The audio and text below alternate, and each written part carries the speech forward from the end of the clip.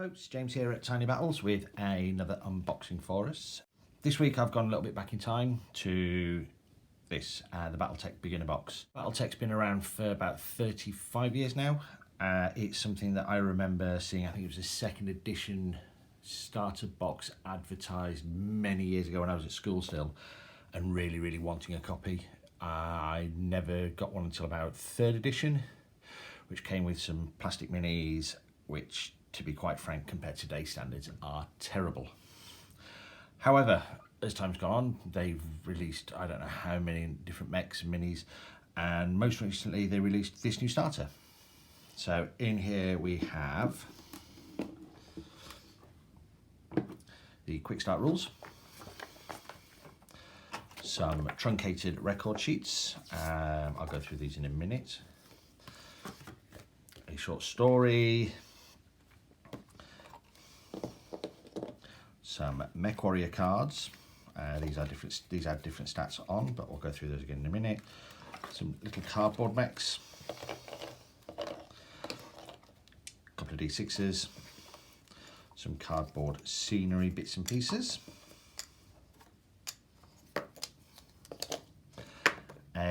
an instant guide to the inner sphere, which is where Battletech is set.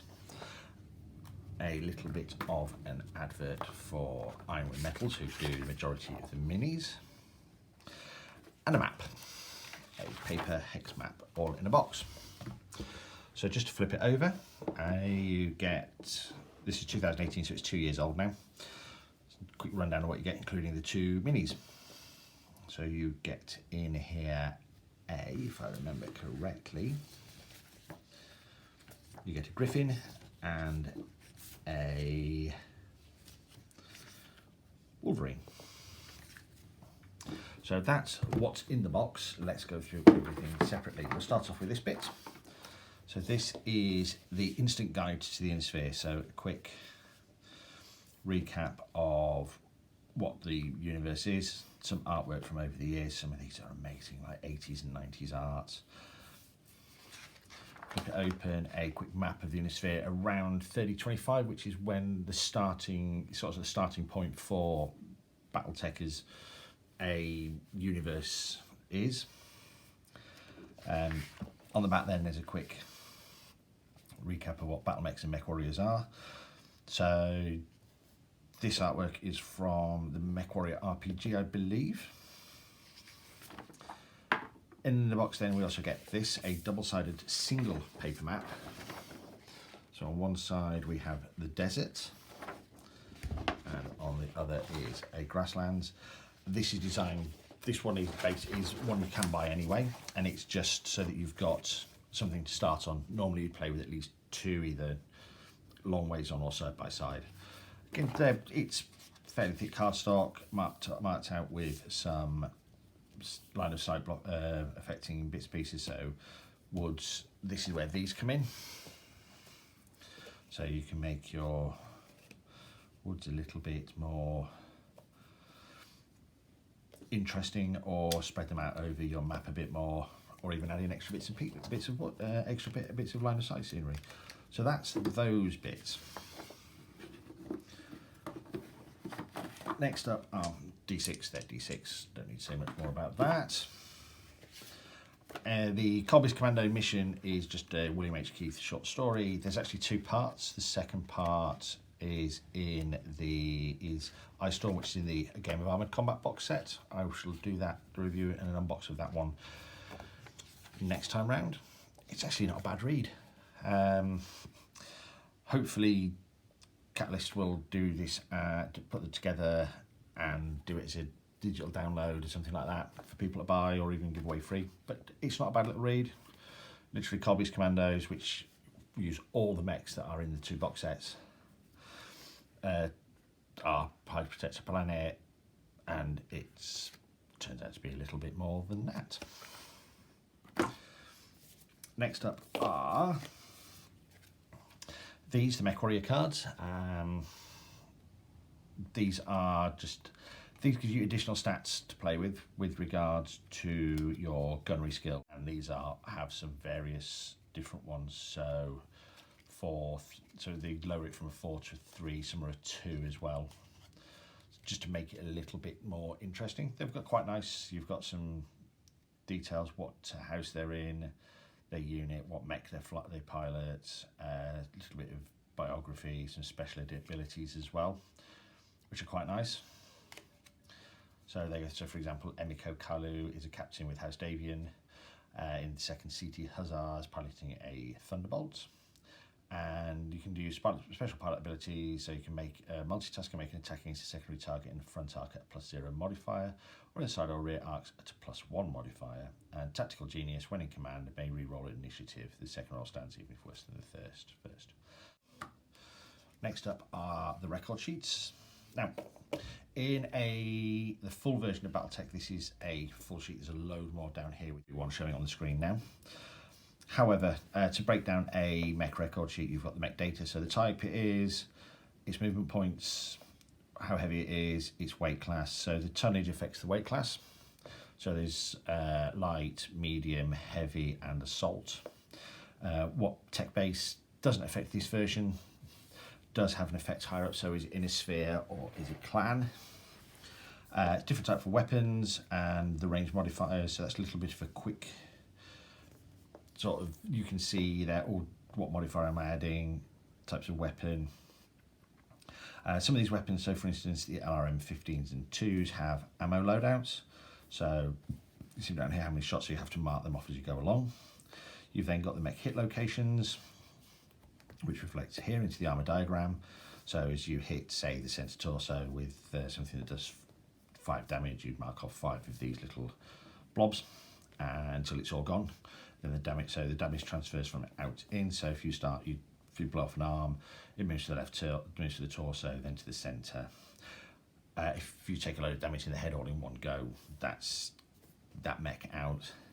These are supposed to be dry wipe. I've never used them as dry wipe. I always photocopy them and then just write on them that way.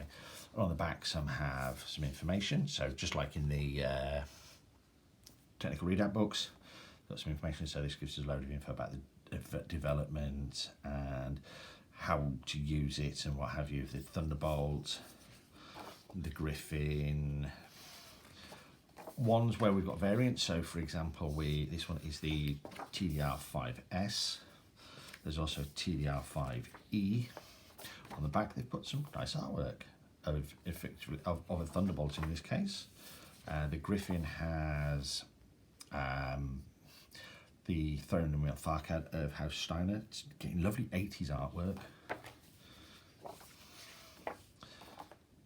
This one is from the cover of the Alpha Strike book for House Kurita. That one again's got some more bump on. The Locust has some more bump, and then that's the old Battle Space one, I think. Again, that's sort of 90s, early 2000s artwork. So those are the mech record sheets. These are the core of the game, apart from obviously these bits, but without this you can't really do this. And this, you can see, is where Battletech gets a bit of a reputation for being really sort of crunchy. So when you see a full record sheet, so it comes down to about this size, and you've got heat on there, you've got critical hit locations, you've got more to play with. You can see why Battletech takes a long time to play. So that's the record sheets. Next up are the quick start rules. Now, it's a 12-page book at legal size. Cover artwork, again, replicated. And it does take out a lot of stuff. So there's no heat in this. There's no torso twists. There's no melee attacks. It plays a lot quicker than this version, the Game of Armoured Combat box. It plays a lot quicker, and it's actually quite good fun. You can pick this up. So just to quickly go through, go through your sequence of plays. So your initiative, movement, weapon attack, end of game, or end of step. Movement, you can either stand, walk, run, or jump. So each mech has a different rating. So for instance, a Griffin can walk 5, run 8 and jump 5. Now movement points also mean that when you're moving you have to spend points to turn. So you can't just go, I'm moving 8 hexes and go 1, 2, 3, 4, 5, 6, 7, 8 and follow any path. You would have to go 1, 2, 3, 4, 5, 6, 7, 8. So it has rules that affect it that way, and it shows you here in the basics. You must end up facing a hex. It tells you about different movement options. Now, really, when you jump, you can turn and face any direction when you land with no extra cost. It's a bit of an odd one. Movement also affects your shooting. So as well as the usual line of sight effects, it gives you a modifier. So when you shoot, you take into fact how far you've moved, how far they've moved, what type of movement, and it sort of reflects the idea that in 3025 the technology, even though it should be more advanced now, has actually reduced itself to the phase that, hey, one of our M1 Abrams or an M60 Patton or a T64 could probably have a higher hit rate than a 30-foot tall 65-ton heavy mech. So it goes through quite clearly, actually, and really well written, especially when you compare to some other Catalyst stuff. Set of basic rules. Yes, there's a lot to go through. There's no simple way of playing Battletech. There really isn't. I think there's a guy, I can't remember who, but if I find it, I will link it in the description, who's done a series of how to play videos, and I think there's 4 of them that clock in about an hour each, but I will put links up. Again, it goes through what your different damage. So if damage transfers from one location to another, if you lose a leg, you can't move. However, in the full version of the game, you can only walk. So I have an image of a mech hopping along. It closes out the book with a scenario, which is just a simple training scenario. You use a Griffin. One of you uses a Griffin. One of you uses a Wolverine. And you play through the game. Shows you how to use the gunnery cards, and also how to use your maps, what to do if you have multiple mechs, and where to go next. So you've got adding piloting skills, critical hits, heat, additional terrain, firing arcs and what have you. So how to add it on, and to basically this bit takes you to here, and the Succession Wars technical readouts.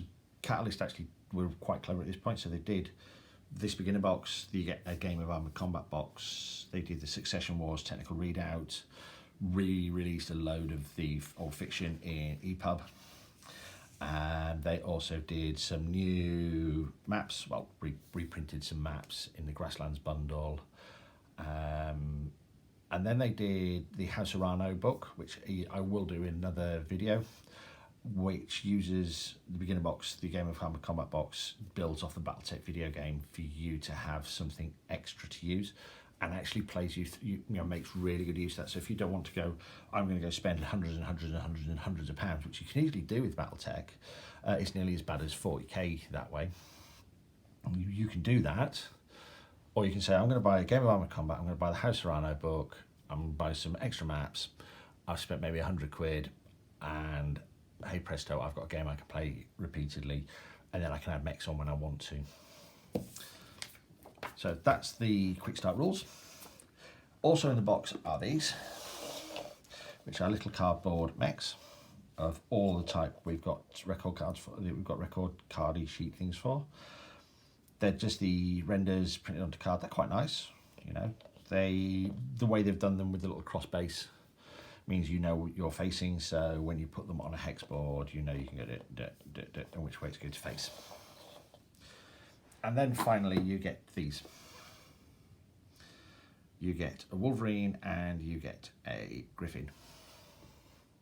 And I think I've got the right two here. These are the newer sculpts, and these are worlds above what have been put out previously in plastic by Catalyst and back in the day FASA. They did a box set with 3rd edition starter, I think it is, with plastic minis, which were terrible. They had gaping holes in the torsos, more flash than you could, the mould lines you could shake a stick at. The plastic was soft, the detail got lost. They were just terrible. I have a set, they're painted, I've done the best I can. They're not a patch on these. And we're still not at 40k levels, Games Workshop levels of detail. And to be fair, I've not done the best job on these. There's still some mold lines on them. However, compared to previous iterations, these are absolutely fabulous. And I know there's the new stuff with the Clan Kickstarter, the Clan Invasion Kickstarter, and new stuff coming through there. Again, they're of a similar detail. The quality is so good. It's nice to have good quality plastic miniatures. I've built some of the white metal ones for these, and the detail's not quite as good as these. However, we'll look at those in a later one. Would I buy this? Would I recommend buying this? Yes. Even if you just want to try Battletech out and have a go at the basic rules, buy this, see what you think. You can either then buy the Battletech manual as a PDF and build from there, or you can go out and buy a Game of Armoured Combat box set and build from there. This is one I really recommend for, to be fair, it is almost a board game. I mean, Catalyst and FASA have always said it, and it's FASA back in the day and Fan Pro in between. They always said Battletech's a board game, and this is a board game. It comes in a box. You can pack it up and put it away. Everything fits. So that is Battletech Beginner Box. If you've not got one, buy one. They're not expensive. If you have got one, then play away. This has been James from Tiny Battles.